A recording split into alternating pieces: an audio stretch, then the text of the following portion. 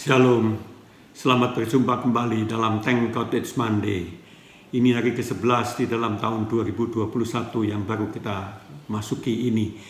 Saudara sekalian, kita telah melewati tahun 2020 yang begitu penuh dengan gejolak, penuh dengan hal-hal yang kita tidak pernah duga sebelumnya.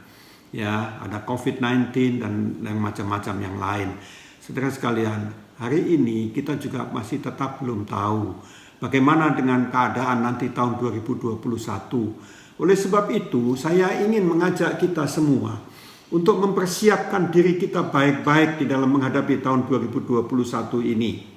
Kita tidak tahu apakah COVID-19 akan ada terus di dalam tahun 2021 ataukah akan berhenti karena ada vaksin yang sudah mulai dibagikan, saudara sekalian. Tetapi yang penting adalah kalau kita sungguh-sungguh mempersiapkan diri kita, maka kita akan bisa melalui tahun 2021 juga dengan baik. Apa saja yang perlu kita persiapkan di dalam tahun 2021? Saudara sekalian, yang pertama adalah milikilah, bangunlah roh yang kuat di dalam kehidupanmu. Karena hanya dengan roh yang kuat saja kita dapat melewati segala tantangan-tantangan. Saudara sekalian, ada begitu banyak tantangan yang kita hadapi hari-hari ini. Ada COVID-19, ada pelemahan perekonomian, saudara sekalian. Macam-macam yang kita hadapi dan dampak-dampak yang timbul dari COVID-19 ini juga mempengaruhi keluarga dan banyak hal yang lain. Oleh sebab itu sekali lagi, hanya dengan roh yang kuat saja kita mampu untuk menghadapi ini semua. Kita tidak bisa lagi mengandalkan kekuatan kita. Kita tidak bisa lagi mengandalkan kepandaian kita, kemampuan kita. Karena ini adalah masalah yang di luar jangkauan kita. Ketika bangsa Israel, saudara sekalian, akan masuk ke tanah perjanjian, tanah Kanaan, Musa mengutus 12 pengintai. 10 pengintai, saudara sekalian, dia mengatakan bahwa kita tidak mungkin bisa menang, jangan kita masuk. Karena orang yang tinggal di dalamnya adalah orang yang kuat. Kota-kotanya berkubu, kuat sekali. Kita tidak mungkin bisa mengalahkan mereka. Tetapi ada dua yang mengatakan, Kaleb dan Yosua mengatakan, bersama dengan Tuhan, kita pasti bisa mengalahkan mereka. Apa yang membedakan, saudara sekalian, 10 orang dengan 2 orang ini? Apakah kepandaian mereka, apakah Kaleb dan Yosua itu lebih bagus di dalam peperangan, lebih mahir menggunakan pedang atau tombak? Tentu bukan. Apa yang membedakan adalah Kaleb dan Yosua memiliki roh yang kuat, sedangkan 10 pengintai yang lain tidak memiliki roh yang kuat. Orang yang memiliki roh yang kuat, saudara sekalian, akan bisa melihat sesuatu masalah dengan perspektifnya Tuhan. Oleh sebab itu, saudara sekalian, menghadapi tahun 2021 yang kita tidak tahu apa nanti, bagaimana tahun 2021 ini, saya sungguh rindu untuk kita membangun roh yang kuat di dalam kehidupan kita. Ketika Daud akan melawan Goliat, saudara sekalian, Alkitab kita juga mencatat bahwa seluruh tentara Israel ketakutan menghadapi Goliat. Karena mereka mengukur kekuatan mereka sendiri dengan Goliat. Tidak mungkin bisa, tidak bakalan mampu, tidak mungkin bisa mengalahkan Goliat. Goliat itu tinggi besar, sedangkan kita ini kecil, nggak mungkin bisa.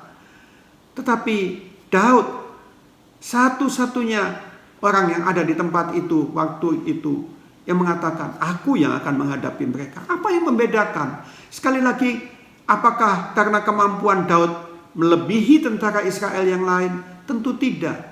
Apa yang membedakan adalah karena Daud memiliki roh yang kuat. Itu saja yang membedakan. Orang yang memiliki roh yang kuat sekali lagi mempunyai pandangan yang lain terhadap masalah. Ketika kita menghadapi COVID-19 ini atau masalah-masalah yang lain, saudara sekalian, kalau engkau memiliki roh yang kuat, maka engkau akan bisa tetap tenang di dalam menghadapinya. Kita tidak takut, tidak gentar, saudara sekalian, tetapi kita bisa tetap tenang. Dan orang yang tenang ini, saudara sekalian, kita jadi pemikiran kita juga, saudara sekalian, lebih bisa, ya. Kita bisa berdoa. Firman Tuhan mengatakan, Biarlah kita tenang supaya kita bisa berdoa. Oleh sebab itu, bagaimana supaya kita bisa memiliki roh yang kuat? Roh yang kuat itu hanya dimiliki kalau kita, saudara sekalian, bersekutu dengan teratur dengan Tuhan. Kita mempunyai persekutuan yang baik dengan Tuhan, persekutuan yang teratur. Setiap pagi di dalam doa penyembahan kita, di dalam perenungan firman Tuhan, itulah tempat, itulah waktu kita bersekutu dengan Tuhan. Dan disitulah roh kita akan terbangun makin hari makin kuat. Kita melihat contoh-contoh di dalam Alkitab kita. Oh, luar biasa sekali. Ada banyak tokoh Alkitab yang walaupun menghadapi masalah-masalah, tetapi mereka kuat. Itulah yang menjadi contoh kita. Ada juga teman-teman kita, saudara sekalian, yang bisa kita jadikan contoh. Kalau saudara mempunyai teman yang mengalami kesusahan, kesulitan, tetapi dia tetap tidak pernah keluar dari mulutnya sesuatu yang menyatakan bahwa dia sedang khawatir, dia sedang susah. Tetapi selalu tetap keluar dari mulutnya, saudara sekalian, hal-hal yang baik, hal-hal yang menguatkan. Itu adalah tanda orang yang memiliki roh yang kuat itu. Saudara sekalian, roh yang kuat itu, saudara sekalian, bukan karena kita mempunyai kemampuan. Kemampuan itu penting, bukan tidak penting. Kita asah kemampuan kita di dalam pekerjaan kita, di dalam pelayanan kita. Tetapi roh yang kuat jauh lebih penting daripada kemampuan kita itu. Saudara sekalian, hari ini saya ingin melalui Thank God It's Monday ini mengingatkan buat kita semua. Ayo, bangunlah roh yang kuat lewat persekutuan, lewat doa, lewat penyembahan, lewat pembacaan Alkitab kita. Juga saudara sekalian, untuk menghadapi tahun 2021 ini, yang kita tidak tahu bagaimana ini, saudara sekalian, maka kita mesti terus mempunyai pengharapan, iman, dan juga kasih yang terus kita bangun juga. Kita perlu memiliki pengharapan. Kita perlu terus percaya, memiliki iman kepada Yesus, bahwa Dia Allah yang Maha Kuasa yang mampu menolong kita. Kita perlu memiliki pengharapan, karena pengharapan itulah yang akan membuat kita kuat. Saudara tahu, mengingat mungkin pembacaan Alkitab saudara, suatu saat ada perempuan yang sudah 12 tahun pendarahan. Dan dia, saudara sekalian, dia walaupun 12 tahun, coba saudara bayangkan selama 12 tahun itu, ya tentu tubuhnya tentu menjadi sangat lemah karena pendarahan itu.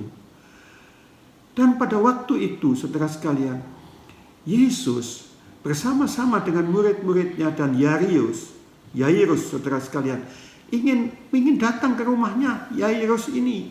Karena ada anaknya Yairus ini sedang sakit keras.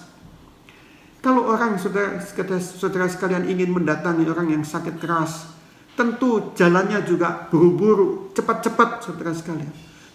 Tidak santai-santai. Yesus juga sama dengan murid-muridnya juga, saudara sekalian, berjalan buru-buru mendatangi rumah itu. Tetapi perempuan yang sudah 12 tahun pendarahan ini tetap bisa mengejar Yesus. Dia tetap bisa melalui murid-muridnya dan menjamah jubahnya Yesus. Kenapa?